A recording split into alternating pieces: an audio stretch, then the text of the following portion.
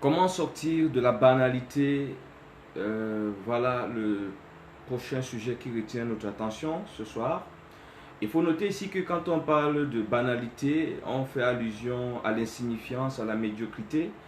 Et dans le contexte chrétien, dans le contexte qui nous concerne, la banalité renvoie, n'est-ce pas, à cette existence commune, quelconque, qui n'inspire pas, qui ne motive pas.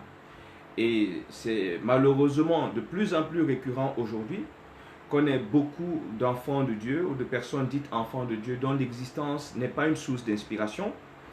C'est vrai que aussi quand on va parler peut-être d'excellence ou de réussite, on voit beaucoup plus l'aspect matériel, l'aspect financier, on voit la popularité, mais non. Dans le principe même fondamental, quand on va regarder le fond des choses, l'existence d'un disciple de Christ n'est pas censée être banale parce que déjà Christ lui-même n'est pas banal. Parce que l'existence d'un disciple de Christ prend toute sa valeur, toute son ampleur à cause de la présence de Christ. Donc Christ est une plus-value dans la vie de quiconque le reçoit. Ce qui veut dire que même si on avait affaire à quelqu'un de naturellement, de génétiquement médiocre, à partir du moment où Jésus-Christ est dans sa vie, à partir du moment où il a une relation sincère avec Jésus-Christ, il sort de la médiocrité. On observe dans sa vie une mutation du camp de la médiocrité vers le camp de l'excellence. Il se dégage de sa vie quelque chose qui interpelle, quelque chose qui motive, quelque chose qui inspire. Voilà. Mais malheureusement aujourd'hui, on ne peut pas le dire de tous ceux qui écument les églises, les grandes rencontres, ou bien même qui manifestent leur foi sur Facebook. Combien ont une existence qui inspire, qui donne envie de devenir chrétien, qui motive, qui parle, combien, qui stimule. Et là, justement, on a envie de revenir sur un certain nombre de choses. Peut-être on ne traitera pas toutes ces choses dans cette vidéo, mais n'oublions pas que cette année est consacrée essentiellement à l'approfondissement de la relation avec Dieu pour justement expérimenter au maximum l'étendue de ce que notre Dieu a réservé pour nous en Christ, notre Seigneur. Et ce sera ça un peu tous nos exercices, toutes nos interventions iront dans ce sens-là. Nous allons vraiment travailler cette année comme nous l'avons annoncé, comme nous avons commencé déjà à le faire. Donc, nous parlions tout à l'heure de comment sortir de la banalité. Il faut comprendre déjà que aussi longtemps que votre engagement avec Dieu, votre consécration à Dieu sont communes au même niveau que tout le monde, à partir du moment où votre perception de Dieu est classique et au même niveau que tout le monde, vous allez avoir une existence quelconque, c'est-à-dire classique, celle qui ressemble soit elle va ressembler à celle de tout le monde, soit elle va ressembler absolument à rien. La particularité de la place que vous donnez à Dieu dans votre cœur, la particularité de la considération que vous avez pour Dieu va définir la qualité, la particularité de la relation que vous avez développée avec lui et va produire justement dans votre vie des résultats particuliers. Nous allons par exemple prendre le cas de Daniel.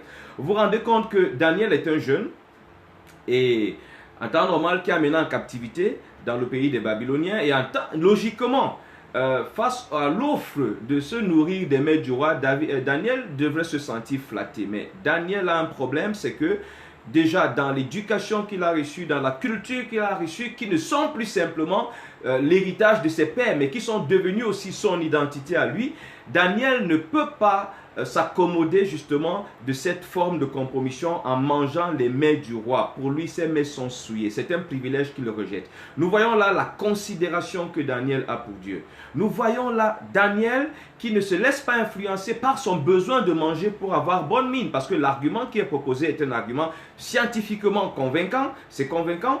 Daniel ne se laisse pas séduire par l'idée d'avoir une bonne mine. Daniel ne se laisse pas séduire par le privilège de manger les mets du roi. Daniel est au-delà de ce besoin, parce que c'est sûr qu'il avait besoin de bien s'alimenter, c'était un esclave. Il avait besoin de jouir de ce privilège-là pour pouvoir avoir un bon rendement tel que c'était prévu, parce qu'il était destiné à servir le roi.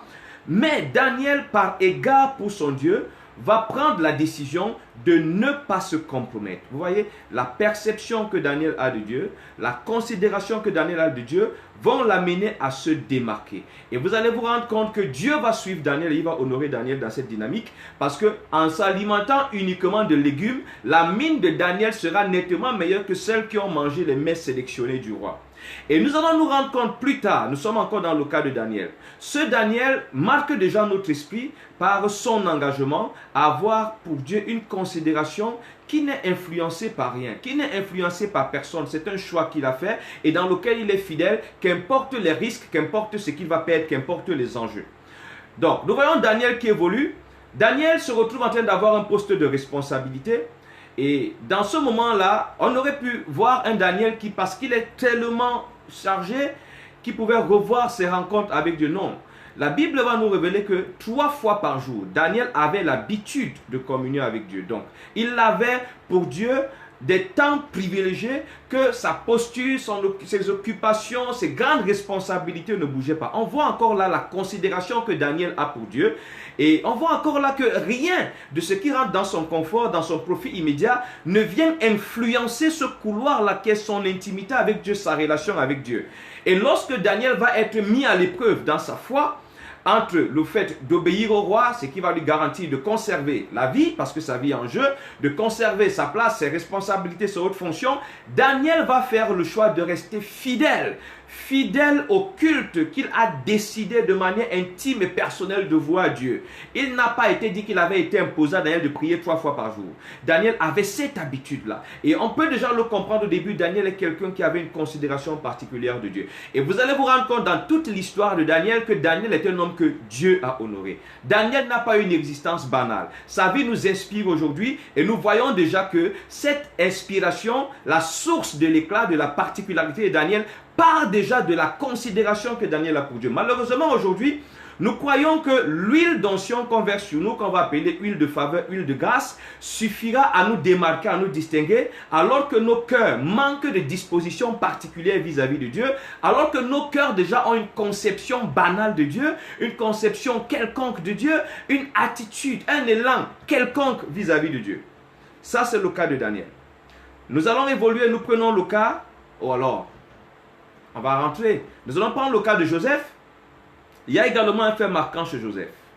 Joseph est amené en captivité, il est esclave, il va être promu chez Potiphar, il est toujours esclave, hein, même si c'est lui qui gère la maison de Potiphar, disons que c'est un esclave de luxe, on peut le dire comme ça. Et dans la maison de Potiphar, jusque-là, Joseph n'a rien vu de tous les songes que Dieu lui a montrés, qui lui promettaient un avenir radieux, une position privilégiée par rapport au reste de sa famille. Et là, Joseph, justement, loin de sa famille, dans cette forme de vie qui peut être une désillusion par rapport aux révélations qu'il avait reçues, on peut imaginer que sur le plan psychologique, Joseph était un peu réduit parce que quand même, il a vu beaucoup de choses, il ne va pas réaliser. Et c'est à cause de ces choses qu'il se retrouve dans un chemin qu'il ne comprend pas, un chemin que rien ne présageait, ses songes n'ont jamais présagé. Le puits dans lequel il a été mis, le marché des esclaves, ça n'a jamais présagé rien de tout ce par quoi il est passé. Et on va voir justement que Joseph pourrait souffrir en ce moment-là, Joseph pourrait souffrir de dépression au point de vouloir par exemple se compromettre dans sa relation avec Dieu. Non, ce n'est pas ce que Joseph va faire. Joseph va rester intègre et même lorsque Joseph va subir la pression de la femme de Potiphar. Excusez-moi un instant. Même lorsque Joseph va subir la pression de la femme de Potiphar, ce qui va retenir Joseph, c'est qu'il ne veut pas trahir son Dieu, il ne veut pas pécher contre son Dieu. Notez quand même que Joseph était là face à un autre privilège, si on peut le dire, parce que avoir une relation avec la femme de Potiphar pouvait lui garantir quand même quelques faveurs que son maître n'allait pas forcément savoir. Mais le problème, c'est que Joseph a une considération de Dieu. Pour lui, Dieu ne se limite pas au pays de son père. Dieu ne se limite pas à ce que les gens peuvent voir. Il sait que Dieu sait, Dieu voit. Quelle considération avez-vous de Dieu? La banalité reste la portion de tous ceux pour qui Dieu est banal, qui développent avec le Seigneur une relation quelconque, qui ont une considération quelconque de tout ce qui concerne Dieu. La semence qui produit l'originalité de votre vie, c'est d'abord la considération que vous avez de Dieu. Qu'est-ce que Dieu représente pour vous? À quel niveau le placez-vous? Et justement, la valeur que vous attribuez au Seigneur va se faire ressentir dans la façon dont vous gérez votre temps, dans la façon dont vous gérez votre vie. Et c'est pour ça que je pense, tout à l'heure, je faisais un post dans lequel je disais, l'intimité avec Dieu produit l'originalité. Parce que lorsque vous commencez à développer une intimité avec Dieu, c'est-à-dire vous vivez avec Dieu une vie qui n'est pas influencée par les clichés et tout le reste, vous vous appropriez de ce que Dieu vous dit de manière personnelle, parce qu'il faut comprendre que c'est dans le couloir de l'intimité que Dieu vous taille et qu'il vous façonne. Il nous taille et nous façonne à l'image de ce qu'il a conçu lorsqu'il nous a appelés à lui. C'est dans ce couloir de l'intimité qu'il nous donne des instructions et des directives, qu'il nous donne la forme qui convient, et cette forme-là justement va contribuer à manifester une version de nous que les hommes ne connaissaient pas. C'est cette forme-là qui va manifester en nous des qualités, des capacités, des aptitudes que les autres ne soupçonnaient même pas. Et c'est là que notre particularité commence à se construire, que notre originalité commence à se construire. Un enfant de Dieu sincère dans sa relation avec Dieu ne saura avoir une existence banale. Parce que Dieu n'est pas banal. Christ n'est pas banal. On ne peut pas être sincèrement en communion avec Christ et avoir une existence quelconque. Tout le monde n'est pas appelé à être riche. Tout le monde n'est pas appelé à être populaire. Mais au moins, la présence de Christ est tellement forte qu'elle ne peut pas laisser la médiocrité. Elle ne peut pas laisser, justement, je vais dire, nos tares, nos limites, nos insuffisances et nos manquements tels qu'ils étaient avant que Christ arrive. Christ marque la rupture. Nous l'avons déjà dit dans une précédente vidéo. Christ marque la rupture. L'intimité avec Dieu construit votre originalité. Parce que en ce moment-là, vous n'êtes plus défini par les clichés. Vous n'êtes plus défini par ce qui se dit, ce qui se raconte. Vous êtes défini par la pensée de Dieu que vous comprenez dans votre intimité avec lui. Et cette pensée de Dieu vous particularise. Elle vous particularise parce qu'elle vous donne une forme, elle vous donne des méthodes, elle vous donne des qualités, elle vous donne des approches, elle vous donne un raisonnement, elle vous donne une vision des choses qui sortent de l'ordinaire. Parce que oui, Dieu n'est pas ordinaire. Dieu n'est pas ordinaire. Il ne saurait nous donner des choses ordinaires. Quand il s'approche vers nous, c'est pour que notre caractère ordinaire disparaisse et que nous puissions revêtir son caractère extraordinaire et exceptionnel. C'est la première chose sur laquelle nous voulons attirer l'attention des uns et des autres aujourd'hui. La particularité que vous accordez à Dieu dans votre perception, dans votre considération, dans vos choix de vie, va définir la particularité qui va se dégager de vous.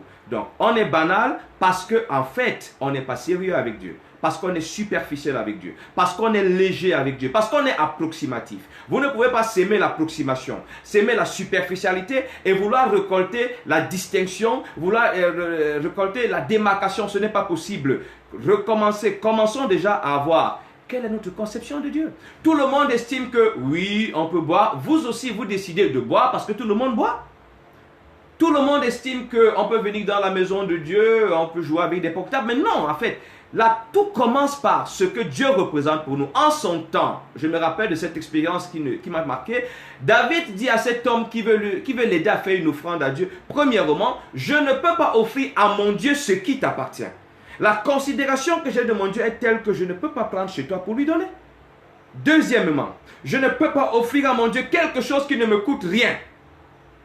La qualité du culte que nous vouons au Seigneur, la qualité de la relation que nous développons avec Dieu commence déjà par comment nous le voyons, comment nous le comprenons, comment nous le percevons. C'est là que ça commence. Et c'est ça qui va motiver nos choix. Parce qu'à partir du moment où nous avons compris Dieu de manière particulière, nous l'avons vu de manière particulière, dans un couloir bien spécifique, nous allons également le vivre de cette façon. Même si autour de nous, tout le monde se compromet. Nous ne faisons pas les choses parce que tout le monde est fait. Nous n'agirons pas parce que tout le monde agit. Nous ferons par égard pour ce Dieu. Nous ferons par rapport à la considération, par rapport à la perception, par rapport à ce que Dieu représente pour nous. Et c'est là que commence la démarcation et l'originalité. Nous nous arrêtons là aujourd'hui. Je nous invite à faire déjà un premier travail par rapport à cela. Et pour toutes les questions, les préoccupations, vous pouvez nous contacter par Messenger, en commentaire ou par Messenger, ou tout simplement via WhatsApp au plus 237 694 89 60 31. Que le Seigneur nous bénisse.